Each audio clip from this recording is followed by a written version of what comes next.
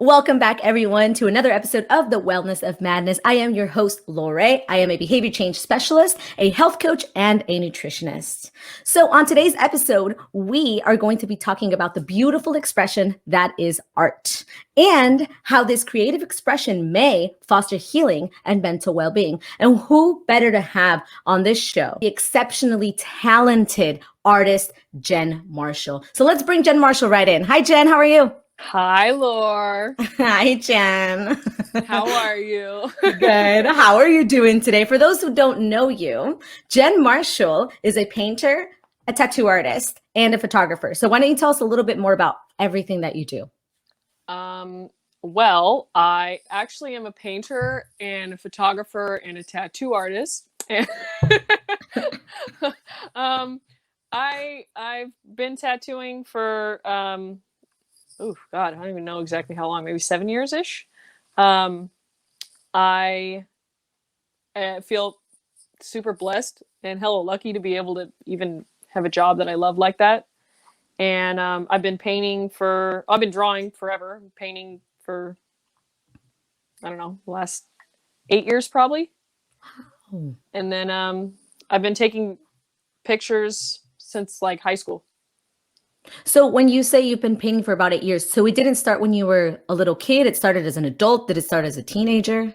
I'd say I was always drawing, but painting, I didn't start painting until I was probably like 20 something. Oh, nice. And what's your favorite medium to use when you paint?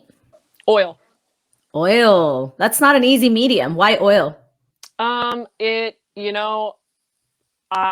me, it's easier. I like how long it takes to dry. I like how fluid the medium is. It's just easier for me. Nice. Very cool. So this is a hard question, but out of everything that you do, from tattooing to photography to art, it's hard to say your favorite, but which one is the one that brings more maybe tranquility into your life or just a sense of being into your life? I don't know if I have an actual answer for that. I think all of them bring totally something different. Like tattooing brings, like life, it's my fucking life. And then painting kind of gives me that feeling of like, this is for me and not like I'm just giving it to someone else all the time. Mm-hmm. And photography is like instant gratification. I don't gotta fucking work for it like I do with painting or tattooing. I just take a picture and you love it. Or you don't. Or you don't right away, and then you take another one. So what about, because this is a mental health podcast, have you ever experienced any kind of mental instability or any kind of mental health issues in the past or now? Yeah, totally. When I was in high school, I had a lot of like problems with like dreams, which sounds really weird. And I would have just like horrendous nightmares throughout all of my high school years throughout the night. And it super like, fucked my sleep schedule up, which lack of sleep will make you feel worse than anything. So, yeah, definitely. Wow. Have you ever been diagnosed with anything? You know what? The only thing I've probably been like unofficially diagnosed with is dyslexia, which is not, the same. It's a big deal, though. Actually, for those listening, dyslexia is a learning disorder that involves difficulty reading due to problems identifying speech sounds. So people think that it's just the part of reading that's hard. No, it's the decoding, right? It's the decoding that how the words and the letters relate to each other.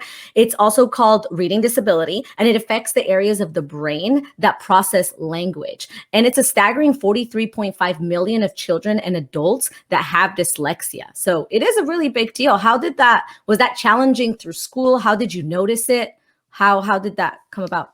Well, I feel like things weren't really as noticed when I was younger, growing, in elementary school. So you can kind of like, get away with it. And I did for a really long time. I remember hating reading because it was really way more of a chore than it seemed like everybody else was having. And I would go so far out of my way to just not read instead of just like, it probably would have taken me like a third of the actual effort to read. But I was like, I hated it. It was so hard for me.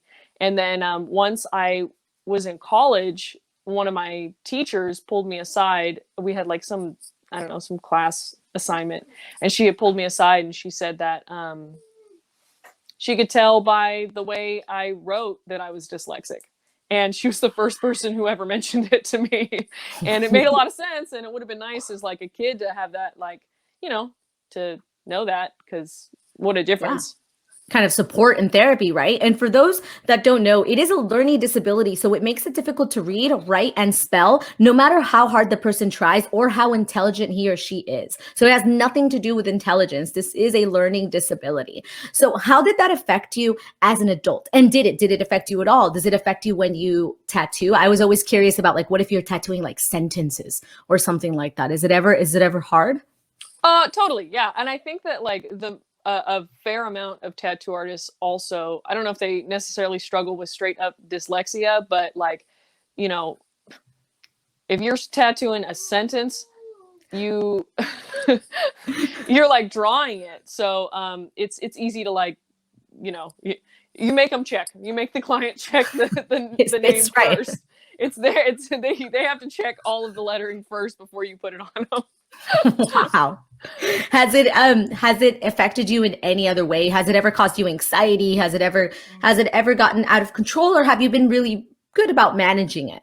I think that it's not like the worst thing in the world, and I'm probably you know, better at other things because of it. Because instead of being someone who reads a lot, I paint a lot, and you, I guess, figure out something to love. But yeah, there's totally times. There's absolutely times where it sucks. It sucks doing paperwork. It sucks doing anything that's like textbook stuff. It sucks. But it is what it is. Yeah, absolutely. Have you found any medium that's helpful? For instance, because it's the part of decoding when you're reading a book, have you tried visual, not visual, but audiobooks or anything like that? I have, but like I think with my, I mean, like only to an extent am I able to like listen to an audiobook, unless maybe I'm reading and listening to an audiobook. And Ah, like again, it's almost it's like, I don't want to say it's too much work, but yeah. it's kind of late in the game for me to start loving reading, you know? Like, I mean, I'm sure I could, but like there are so many other things that I'm hell of, passionate and involved with, that taking the time to like start reading books is just kind of low on my list, which sounds, I don't know, lazy, but but it is what it is. No, but it's so nice that you found a medium that you really love, that you're really passionate about, because maybe not every child with dyslexia has that opportunity. And that must be a really hard venture to go in, right? Maybe you don't love painting or you don't love drawing, but you found something that excites you, that you're passionate about. So why not put all your effort into that? We ask because it's such a world where reading is a major part, so Mhm. I'm sure that in those moments it does become difficult. But I love that you're able to manage it. And there's something that you also have that is extraordinary, which is your humor. So if you guys haven't noticed, she's very funny. So how do you think humor is something that you use to cope, or do you think humor is something that you just enjoy? I would say both. I would say I couldn't imagine not laughing all the fucking time. It would be so shitty. Oh my god. Um, I love getting around funny people because it makes me like, it triggers my comedy. So the more funny people, the better. um, I totally think it's helped me cope. I've gone through like some kind of crazy shit in my life, and I'll be the first one to make jokes about it. And I want people to get in on it because it doesn't change like things that have happened, but it certainly changes my outlook on it and my perspective on it. So just the way humor does art in any way help you emotionally, physically, mentally, or spiritually? Totally. Totally. It's something that I can like, a physical item that I'm able to look at after giving actual time to, and you know, seeing an accomplishment, which is, I mean, how you build self confidence. Absolutely. You're very right. That is how you that is how you build self-efficacy and confidence. So that's what I want to get into next. Have you ever heard of art therapy? I actually have. Just quite recently, I started seeing a therapist, and and she just happens to be also an art therapist. Beautiful. So I Yeah, wanted how to funny is that? That is awesome. I want to talk to some people about, well, everyone listening, a little bit about art therapy, and then we're going to come back and we're going to take it from there. So, the use of artistic methods to treat psychological disorder has been going on for quite a bit since the 1940s, and they tend to enhance mental health and is known as the beautiful expression of art therapy. Art therapy is a technique rooted in the idea that creative expression can foster healing and mental well being. Art, either creating it or viewing it, is used to help explore people's emotions, develop self awareness, cope with stress, boost self esteem, and work on social skills.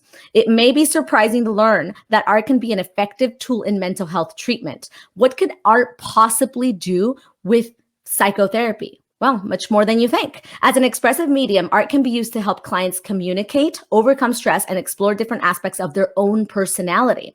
Some situations in which art therapy might be utilized is adults experiencing severe stress or grief, children suffering from behavioral or social problems at school or at home, children and adults who have experienced traumatic events, children with learning disabilities, including dyslexia, individuals suffering from brain injury, and people experiencing mental health problems. Some conditions that art therapy may be used to treat and have been found to do very well in this field are aging related issues, anxiety, depression, eating disorders, emotional difficulties, PTSD, psychosocial issues, stress, and substance abuse.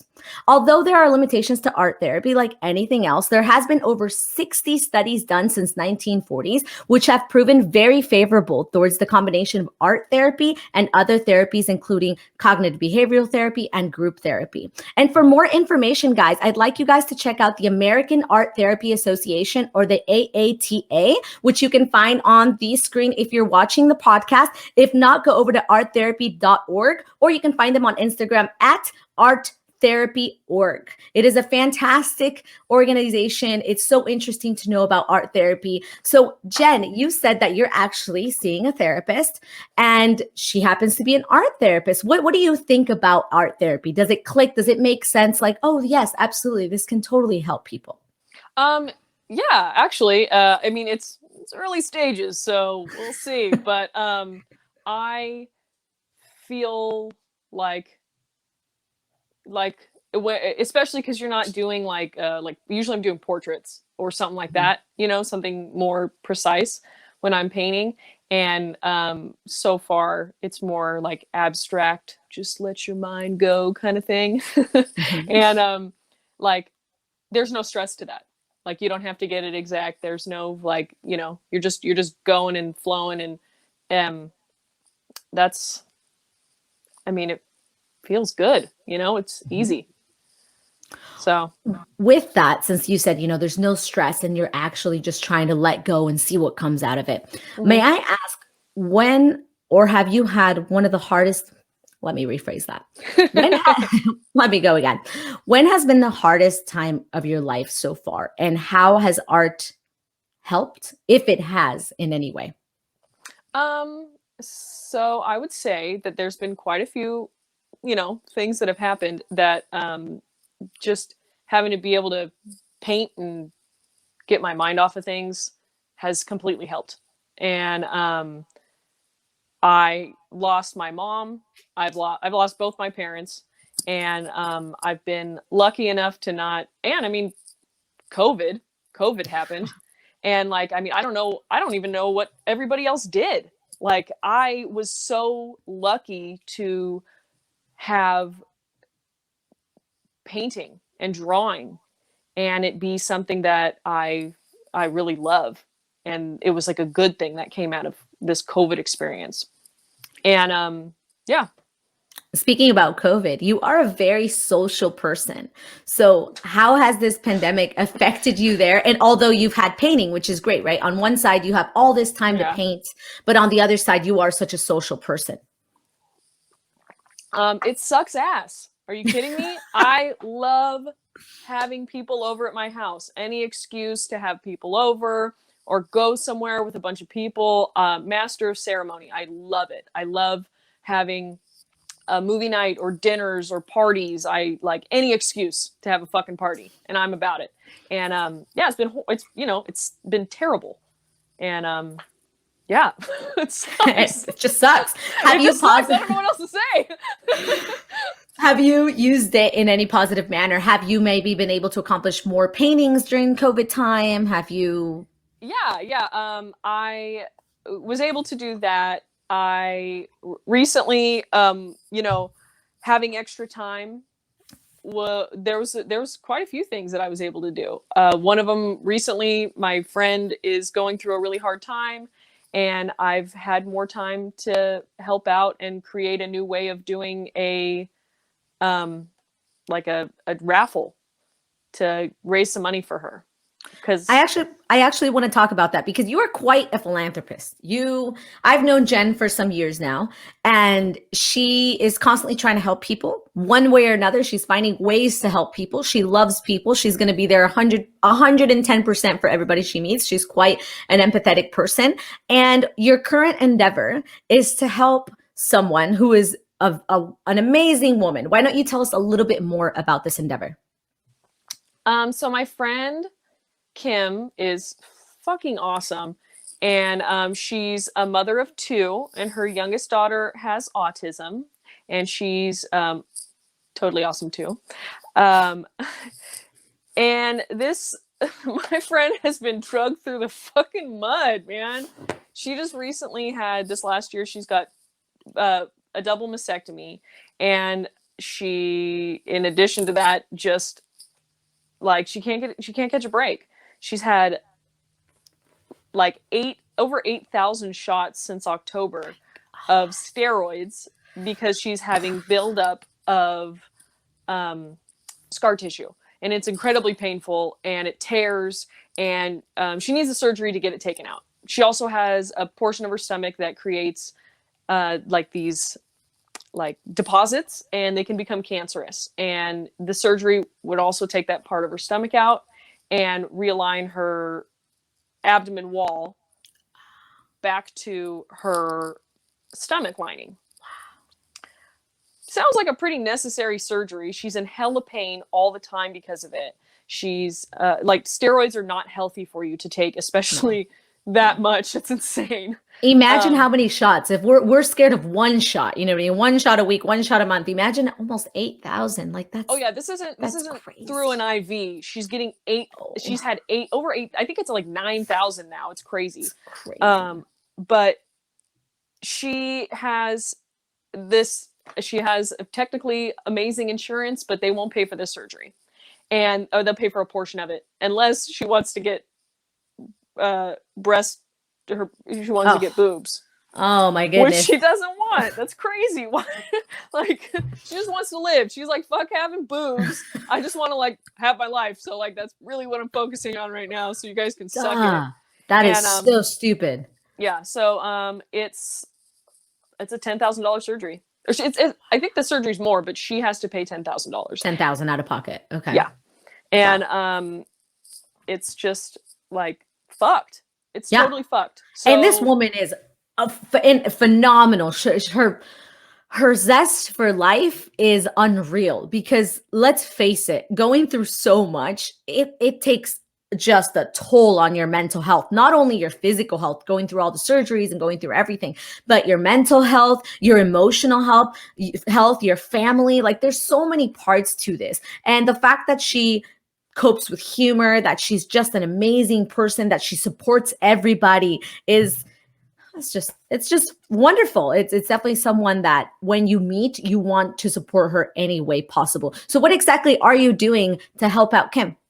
So we have a GoFundMe, and the GoFundMe is not just you donate and then you feel good for donating, which is awesome. But we have a list of prizes that we're going to have a raffle for in March, and also incentive prizes. So if you donate $50, you get a print. You donate $100, you get a print and a massage. You donate $150, you get a print and a massage. And you also, Coach Lore over here. Oh, that's me. She works for the Warrior Room, as I'm sure your adoring fans must know. And they've donated passes for online classes also. And that's pretty amazing. Yes. So actually, I have a question about this raffle for everyone listening. Do you have to be local? Because you say massage. So exactly where are you and how does that work? So there are some gifts that you do have to be local for. Okay. We had a lot of local places donate to us, but there's other things that you don't. I'm going to be raffling off a painting. I have another friend named Matt Class who's going to be raffling off a painting. I got a lot of artists involved. Cool. There is a shop called Stay True and a couple people there. Brendan and Steph, they're donating a print. Victor Trujillo is donating a print. Ronnie Flores and Chris Perkins are donating prints, and all those things will be shipped out. So those don't have to be local. And for those people that don't know, these are very talented people that she's talking about. And tell people what local means to you. So you're in Northern California, correct? Yes, I'm in the Bay Area. Okay, so she's in the Bay Area. So local means the Bay Area. However, like she said, there's going to be a lot of prints. The Warrior Room sessions are anywhere in the world where you are. It doesn't matter. You can still get a session in. And for those listening or the ones or people watching, we will have all the links below on our description box. So make sure you check the description box for all the links. We'll also have it on our social media and pretty much anywhere else that you can find us. So talk to me a little bit about those people donating. Also, you mentioned Chris Perkins, Ronnie, Victor. These are people that have been very important in your life as an artist as well, correct? Yeah, absolutely. Yeah, a lot of these guys have really helped me. Like, I mean, they taught me how to tattoo. Chris and Ronnie especially, they taught me how to tattoo. I'm lucky enough to have them in my life. They're amazing. So a lot of these people are mentors of Jen Marshall. And if you guys haven't checked out Jen Marshall's tattoos, you should, because it is crazy. And my piece that people ask about all the time is actually by Jen Marshall. Her portrait work is phenomenal. And we're not even talking about the fact that she is a woman in a very male-dominated field. And she has managed to do that with poise and the ability to have and make friends from anybody. It's hard to offend Jen Marshall because she laughs it off and you just love her immediately. So before we wrap everything up, I want to tell everyone again, we have a GoFundMe for Kim, correct? And then that GoFundMe goes beyond just feeling good about donating, but you actually get prizes. There's a raffle going on with a lot of very, very talented painters and tattoo artists, as well as local shops. You said like massage, I think there's a hair. There's Austin Lewis Salon. There's Zocalo. It's a coffee place. There's a bookstore in Pleasanton. There is a couple things like that. Cool. And then we also have things that are non-local, so you can get your prints in the mail. Totally. You can get your warrior sessions wherever you are. So make sure you check it out. Again, I know there are so many GoFundMes, and I think it's wonderful that we have this ability to support each other because it comes down to community. Maybe you don't have a lot of money to donate. That's okay. $1, $5, $10. That's all that matters. The more people that donate, the more we can help out our community, and especially someone as phenomenal as Kim. So thank you for being such a philanthropist, and thank you for being so helpful, because ever since I've met Jen, you know that you can call on her if you need to talk, if you need help, if you need anything, and she's always going to be there. And that is such a beautiful concept to have in your life and to express it to everybody that you meet. I want to ask a very hard question about art. How do you define art? She's like, oh, great. You know what? I'm not sure if there is a just a way of expressing yourself, you know? And it sounds super cheesy and stupid. I think it's okay. This podcast is cheesy. That is okay. Here, the cheese is good because it's true. Yeah, I think it's just like a way of expressing yourself. And for me personally, like I, have gravitated towards different avenues that have been helpful to me for what I want out of it.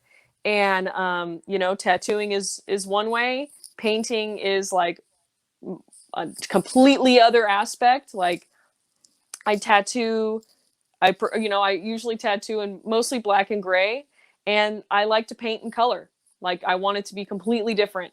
And then photography, black and white. I like mostly black and white photography, and they're just totally different to me. And I love how different it is, because I don't want them to mesh, because then they'll, I don't know, be just art, and then it'll be one big fucking, I'm always doing art. I don't know. So I don't want to get tired of it. Yeah, I don't want to get tired of it. I've noticed that a lot of your pieces are from a certain time too. Is there a time period that you love to express? I think I go through stages. Like, okay. You know, sometimes I want to paint 1920s stuff, and sometimes I want to paint 1940s stuff, and sometimes I want to paint space stuff, and then other times I want to paint musicians, and then other times I want to, like, I just go through like little stages of wanting to paint a lot of the same thing at the same time that I'm over it. Very cool. That's another thing I noticed about your paintings that I wanted to ask. A lot of the females in your paintings have a resemblance to your face.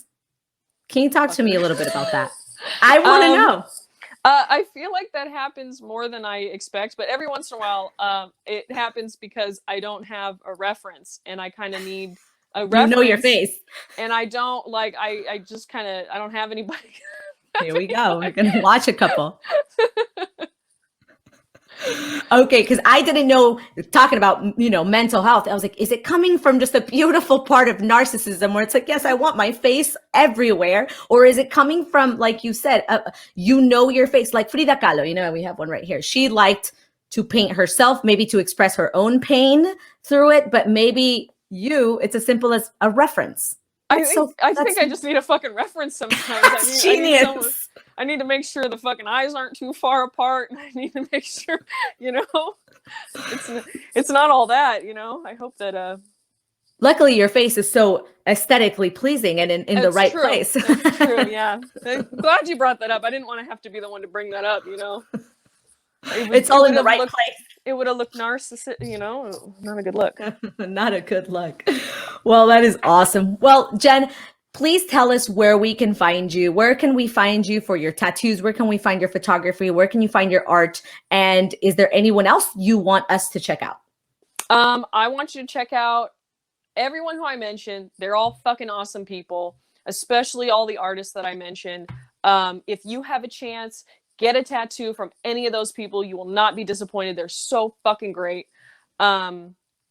Check out their Instagrams. Follow all of them. They are so wonderful. For me, I'm not that great, so don't worry about it. My Instagram is jmoneytattoos. My art is Jen Marshall Art. My photography is Jen Marshall Photography, I think. Yes, it is. Also, jenmarshall.com or jenmarshalltattoo.com, sorry. And yeah, I'm in the Bay Area tattooing, and I am awesome. I am awesome. You're right. That's fucking right. Yeah.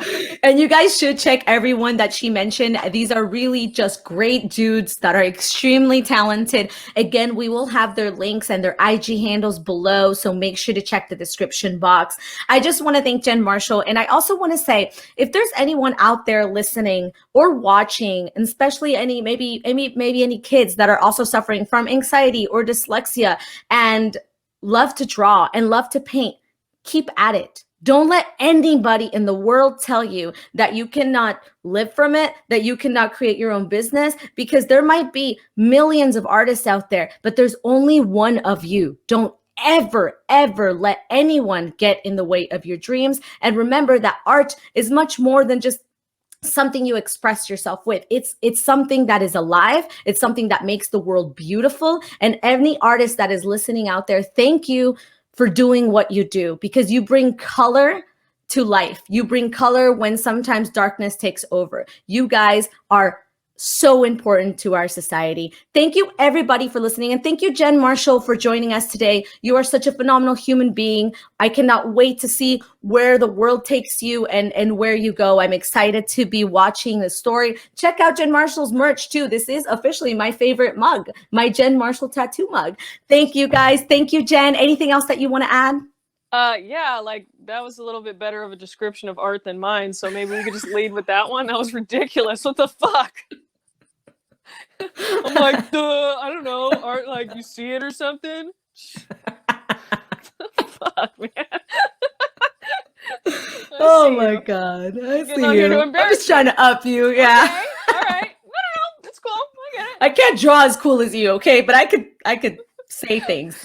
That's true. You can say things. I'm proud of you. Yeah, thanks.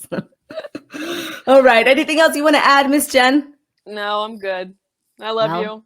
I love you. Thank you so much, Jen Marshall, for joining the show. And thank you, everybody else, for listening and watching. If you are watching the podcast, make sure to go below, leave your comments, tell us what's up, subscribe, because why not? And also make sure to check the description box for the GoFundMe and everybody else that we mentioned. If you are listening on Apple Podcasts, Spotify, or your favorite platform, check out the description below because everything will be there. And also give us a follow and maybe leave a rating if you like the podcast. Thank you so much, guys, for joining me. We'll see you next time on The Wellness of Madness. I am your host, Lorraine. See ya next time.